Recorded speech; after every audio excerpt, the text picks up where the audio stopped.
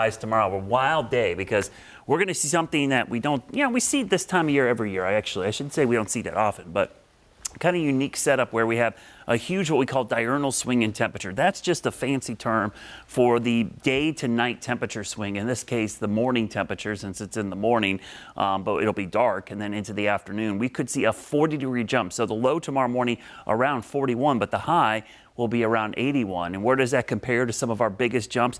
What's really fascinating about this list, these are the biggest swings in temperature from the morning low to the afternoon high.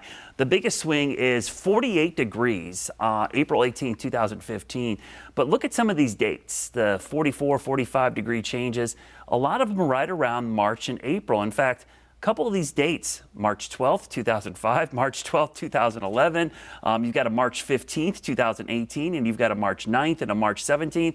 So it's something about this time of year because we tend to have the perfect amount of daylight and nighttime and then dry air in place, kind of like a desert climate where it gets really chilly at night and warm during the afternoon. I don't expect us to make the top 10, but 40 degrees would be a huge jump tomorrow afternoon. High pressure overhead, southwest wind, that's the blowtorch. So even though we have light winds in the morning, that keeps us cool, but that southwest wind during the afternoon will really warm the temperatures up during the afternoon. It's the low 80s. Fast moving little system passes to our south on Thursday into Friday, stays away from us, but this is the big weather maker for the weekend. In fact, that's why we're watching the potential for some strong or severe storms Saturday night into Sunday morning. It really looks to be a Sunday morning timing right now. Still some uncertainty on that timing because the timing will be key to just how widespread the severe weather is. Saturday, I do expect strong storms to be ongoing to our west during the day. By evening, they're going to make a run at the mountains and then push into the Piedmont sometime Sunday morning. But if it slows down, that means that line of storms gets here during the warmer part of the day,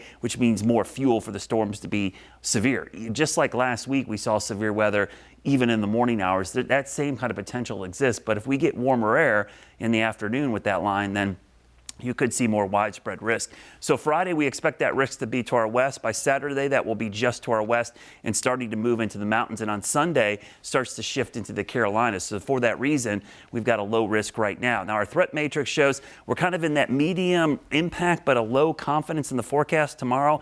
I expect us to see a little more confidence in what we're going to see. So we'll likely have an alert day for Sunday as we get closer to that day. It's potentially going to be damaging winds, but the threat for tornadoes is the one thing that there's some uncertainty on. So just something to keep an eye on. It's only Tuesday night.